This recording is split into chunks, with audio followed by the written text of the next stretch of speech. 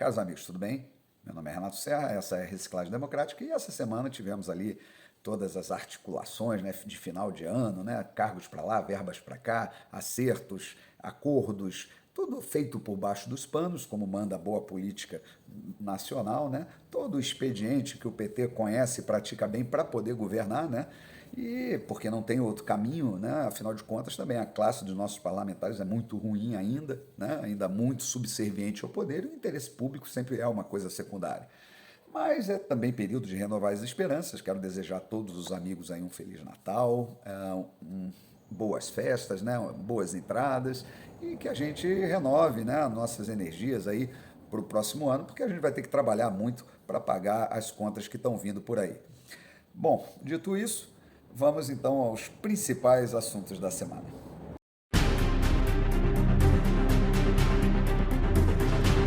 E a semana começou com a diplomação de governadores, senadores e deputados, né?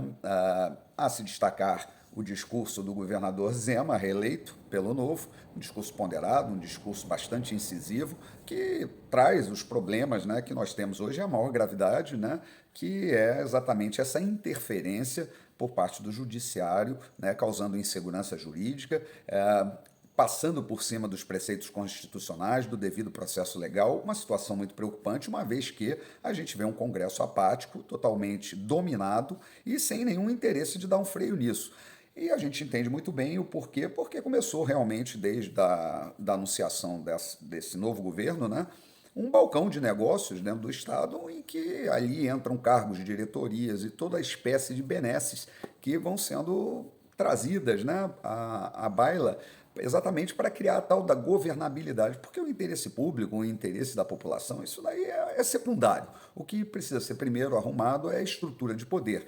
E ela precisa realmente de cargos. E talvez seja um dos motivos, né, porque Lula já anunciou que vai suspender a privatização do Porto de Santos. Criou, inclusive, um ministério, né, de portos e aeroportos, exatamente para criar uma série de cargos e tal, e colocar pessoas nessas diretorias que vão surgir a partir de agora, né, ou que vão ser mantidas dentro da estrutura do Estado, exatamente para fazer esse loteamento. E aí nós teremos também outras questões ali. Cabe lembrar que o governo federal ele deixou de ocupar cerca de 4.700 cargos de nomeação, eles ficaram suspensos. Nesse momento eles serão todos loteados e ocupados, afinal de contas o grande balcão de negócio ele vai acontecendo e vai em detrimento exatamente do que deseja o povo.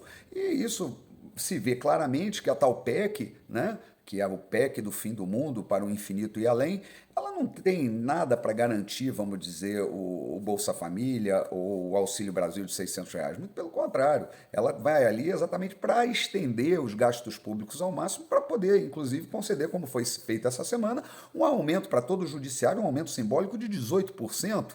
Quer dizer, que provocou um efeito cascata que vai ter aumentos aí de salário nas administrações públicas, né?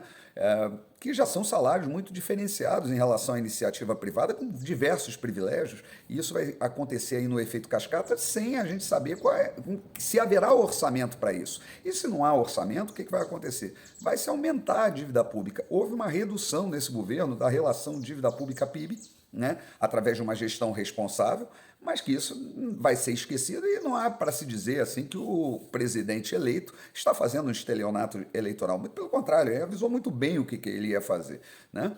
E, bom, também essa semana, para exatamente respaldar essa irresponsabilidade, Gilmar Mendes, de uma forma completamente irregular, num plantão judiciário, né, por uma iniciativa do Rede Solidariedade, numa petição de um processo arquivado, que seria um processo teoricamente morto, né, onde ele não pode ser mais demandado nada dentro dele, ele vai e desarquiva o processo, né, e dá lá na canetada que o Auxílio o Brasil, ou Bolsa Família, a partir de agora, ele não está dentro do teto de gastos, ou seja, o Supremo Tribunal Federal ele acaba de entrar no orçamento da União e dizer não, é assim que vai funcionar, ou seja, se o presidente quiser botar o Bolsa Família para um salário mínimo, ele está fora do teto de gastos, e aí deixa para lá, se a pessoa trabalha, ganha um salário mínimo ou não trabalha vai ganhar um salário mínimo, e quem vai pagar essa conta, né?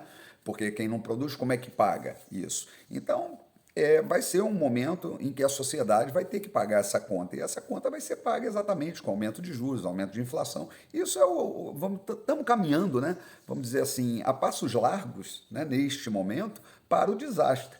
Ele talvez não seja perceptível no primeiro momento, uma vez que o mercado vai ser inundado de moeda, de dinheiro, então vai haver uma movimentação econômica, mas isso na artificialidade, né, contando com um crescimento que talvez não exista, dentro de um mundo com recessão e tal, que nós vemos aí o caminhamento, né, do quadro internacional. Isso pode ser, num primeiro momento, numa economia interna, dar uma turbinada, mas isso não dura um ano, né? Então a gente vai ver aí, quem está pensando que a coisa vai mudar, que nós vamos ter uma decolar na economia, não, vai ser mais um voo de galinha, como foi o exemplo do governo passado. Só que no governo passado havia mais fôlego, né? Na época do governo petista, né, do passado, eles tinham ali um fôlego, um boom de commodities, existia realmente um fluxo de crescimento no mundo que proporcionou essa gastança que foi feita durante aqueles anos, sem nenhuma reforma, sem nada, sem nenhum avanço institucional. Agora não.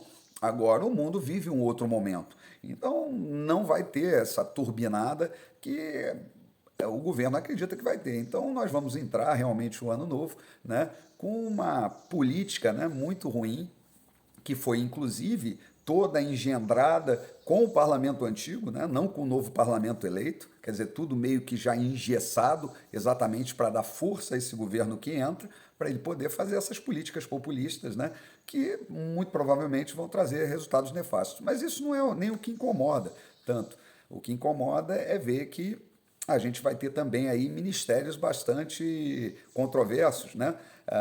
Criticaram muito o governo por não ter posto um educador, uma pessoa do meio lá para ser ministro da Educação, e agora elegeram Camilo Santana, né, que é um agrônomo, ele vai ser ministro da Educação.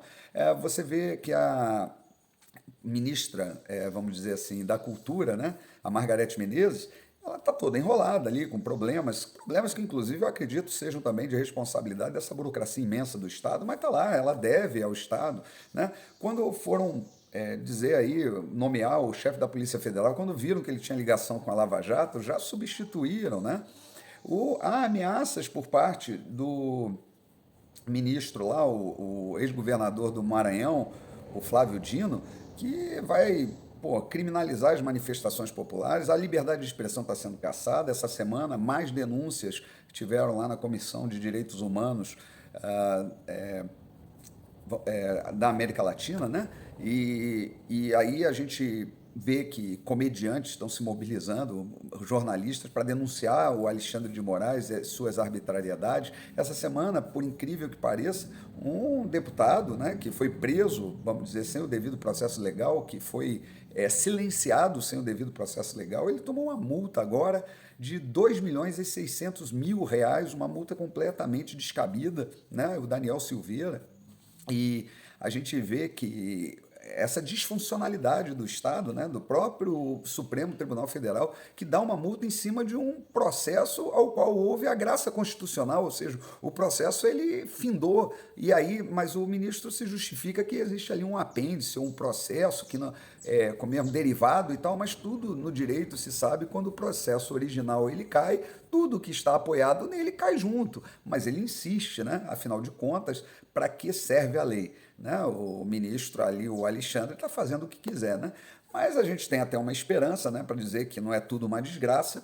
A gente vê aí que parece que houve algumas portarias aí do governo federal com relação à interpretação da Constituição, né? Comissões assim, foi feita uma comissão junto ao ministro da Defesa, né, para dar uma assessoria de interpretação das constituições, da Constituição, né, porque na verdade o que a gente está vendo é que tem várias constituições, mas na verdade ela foi uma só, escrita em português claro, e o que a gente está vendo exatamente é que ainda há a possibilidade de se evocar o artigo 142, que diz lá exatamente, né, a defesa dos poderes constitucionais, que, na verdade, né, os poderes constitucionais são expressos pela letra da Constituição, e não por pessoas que ocupam as instituições. Se as instituições estiverem ocupadas por criminosos, que é o caso, né, quem comete crime, né, quem age contra a Constituição está cometendo crime, essas pessoas devem ser removidas de lá, e deve haver um poder maior capaz de retirá-las. Então, essa é a função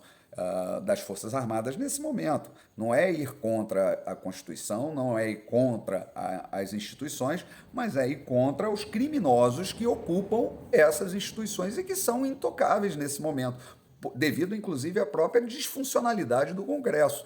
Então, nesse momento, é necessário calma, prudência e coragem para se agir. E as consequências das ações, elas são imprevisíveis, mas não dá para se acovardar, né, frente ao que está acontecendo. Vamos ver o que reserva a última semana do ano e aproveito mais uma vez para desejar a todos um Feliz Natal, um bom Ano Novo. Ano que vem a gente está de volta aqui no canal e eu vou ver se eu trago algumas novidades aí de formato e tal para tornar esse nosso bate-papo aí semanal mais agradável. Tá bom? Um grande abraço a todos, tudo de bom e fiquem com Deus.